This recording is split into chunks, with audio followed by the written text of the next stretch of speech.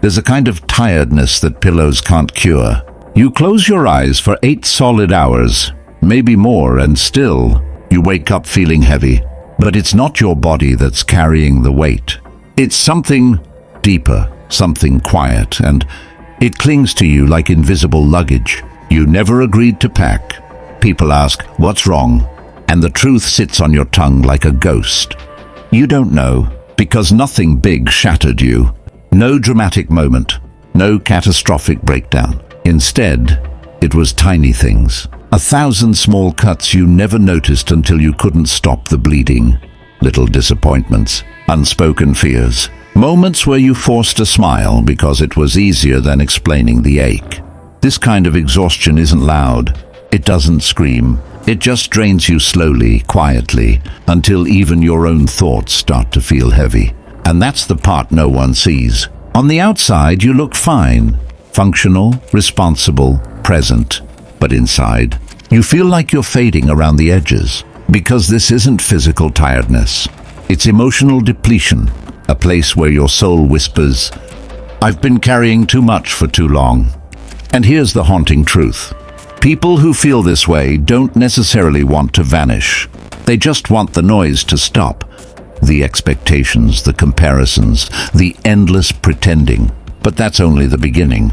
Because the most painful part of this exhaustion isn't the tiredness itself. It's what your brain begins to do to survive it. And once it starts, your entire world begins to dim, without you even noticing. There's something most people never realize. This kind of exhaustion isn't just emotional, it's biological. When stress lingers too long, when you keep pushing yourself past the point of empty, the brain quietly rewires itself, not to help you thrive, but to help you survive.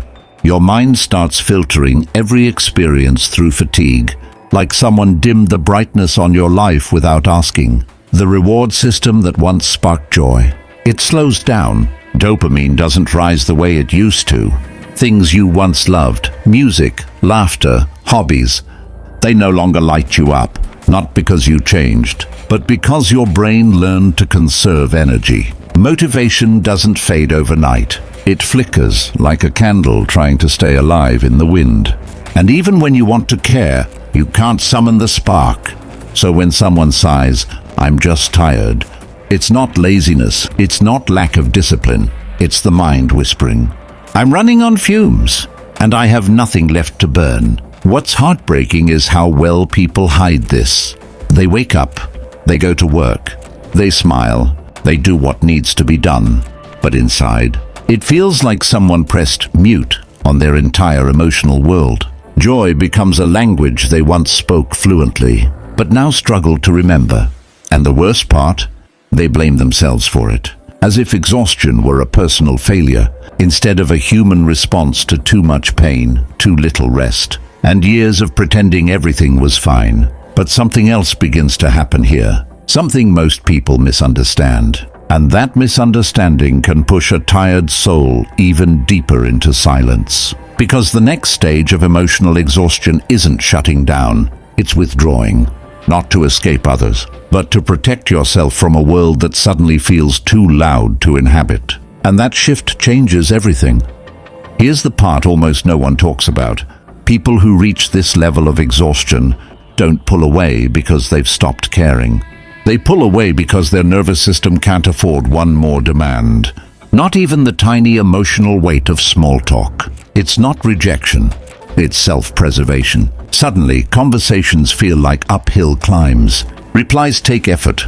Even being around people you love feels strangely heavy, as if your mind is whispering, "Please, not another thing to hold." So you cancel plans.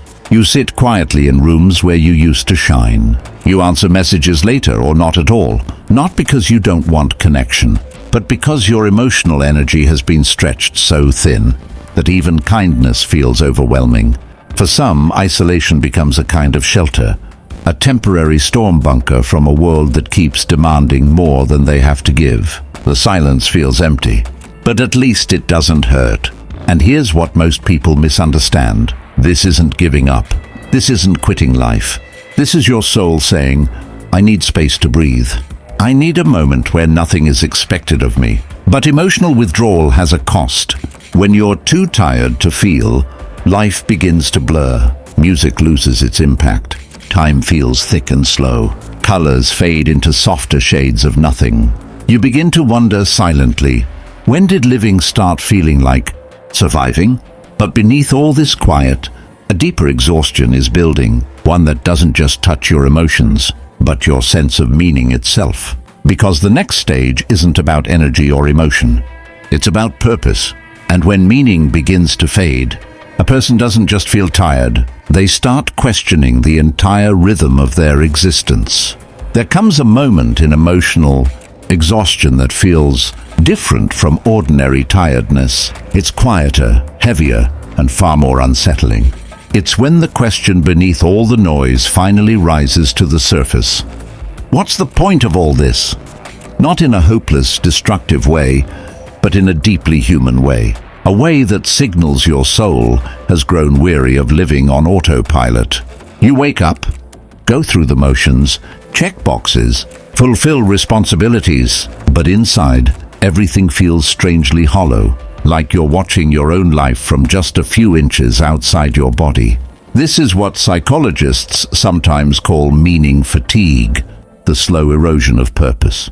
Not because life is bad, but because it's become repetitive, diluted, disconnected from who you really are. Days start to blur together. Conversations feel rehearsed. Routines run your life more than you run them. You're not lost. You're unaligned. And that's the part no one sees. From the outside, you look stable. You look fine. But inside, your soul is whispering, there has to be more than this. This whisper isn't weakness. It's awakening. It's the first spark of honesty after years of acting like everything was okay. Because meaning isn't something we lose overnight. It's something that quietly slips away when life becomes a performance instead of a connection. And the exhaustion you feel. It's not about lacking energy. It's about lacking why. But here's where the shift begins. Because once the soul asks for purpose, it's preparing you for something bigger than survival. Something real, something honest, something yours. Because the moment you start questioning your life isn't the collapse, it's the turning point. And what comes next is the quiet rebuilding of who you were always meant to be. Here's the part most people overlook. When the soul begins asking for meaning, it isn't asking you to blow up your life or make dramatic cinematic changes. It's asking for something much simpler and much more courageous. Honesty. Not the polished kind you give to others. The raw kind you finally give to yourself. You begin to notice things you used to ignore. The job that drains you more than it grows you. The habits that numb you instead of nourish you. The roles you play because you're afraid of disappointing someone. The version of yourself you created just to survive. And suddenly, exhaustion starts to make sense. Not as a flaw, not as failure, but as a message. Your mind isn't breaking down. It's breaking formation, shedding the expectations, the pressures, and the false strength you carried for everyone else. Healing doesn't start with grand gestures. It starts with tiny truths. You begin to ask yourself questions you've avoided for years. What actually brings me peace? Who am I when I'm not trying to impress anyone? Which parts of my life feel like mine, and which feel like a mask? These are small questions, but they crack open entire worlds. And once honesty enters your life, even quietly, things begin to shift. Your soul, tired, bruised, stretched thin, finally gets a moment to exhale. Because healing isn't about becoming a new person. It's about returning to the person you were before exhaustion carved pieces out of you. And once that return begins, even in the smallest way, the world around you starts to feel different. Not because it changed, but because you finally stopped pretending. Because once you begin returning to yourself, you discover the hidden truth behind exhaustion. That energy doesn't come from rest alone. It comes from alignment. And that realization can change everything. There's a truth that feels almost impossible to believe. When you're exhausted down to the bone, energy doesn't only come from sleep. It comes from alignment. When your actions match your values, you feel lighter, clearer, more alive. But when they don't, even the smallest tasks feel like mountains. A 2-minute chore becomes a battle. A simple conversation feels like a marathon. This isn't weakness. It's your soul tugging at your sleeve saying, something in your life no longer fits who you are. Think about it. You can work 12 hours on something that feels meaningful and end the day energized. But spend 2 hours forcing yourself into a life that feels wrong, and you feel wiped out for the rest of the week. The body follows the truth you're avoiding. This is why emotional exhaustion often shows up as numbness. Not because you don't care, but because caring about the wrong things for too long burns your inner wiring. Real healing begins when you notice the difference between what drains you and what nourishes you, between who you pretend to be and who you actually are when no one's watching. And slowly, very slowly, you begin removing the pieces of your life that were built from fear, from approval seeking, from survival mode. This is the quiet rebirth most people never talk about. Not a huge transformation, but a gentle shifting back toward truth. And when you start moving in the direction of what feels real, something magical happens. A tiny spark returns. Not a blaze, not a fire, just a flicker. But that flicker is the first honest energy you've felt in years. And once that spark appears, your entire inner world begins to rearrange itself around it. Because when you finally rediscover that spark, the smallest ember of meaning, your life doesn't just improve, it transforms. And the final stage of this journey is where everything changes. Here's the part that feels almost unreal when you've been tired for so long. At some point, often when you least expect it, something inside you shifts. Not dramatically, not with fireworks or epiphanies, but gently. Like a small window opening inside a room you thought was sealed shut. Maybe it's a laugh that comes more naturally than it has in months. Maybe it's a morning where the sunlight feels beautiful again. Maybe it's a moment where you catch yourself wanting something, even something small. And for the first time in a long time, the desire doesn't scare you. That's the sign. That tiny spark you rediscovered, it starts to glow. Because here's the truth no one tells you. Being tired of existing isn't the end of your story. It's the clearing of space for a new one.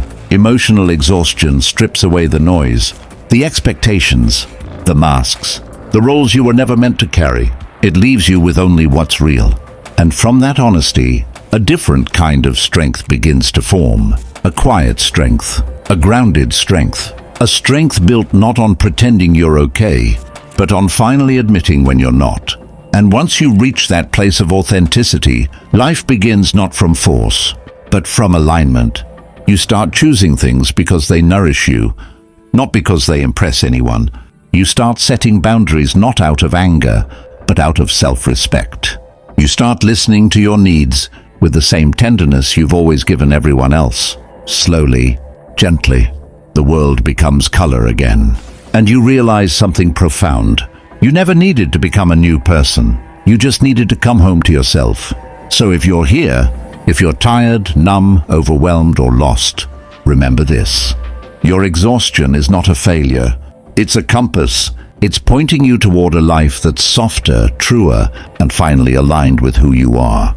And once that journey begins, even with the smallest step, you don't just survive life, you begin living it again. Because if this story resonated with you, it means something inside you is already shifting, already awakening. And the next chapter of your life, it begins the moment you choose to listen to that whisper, calling you back to yourself.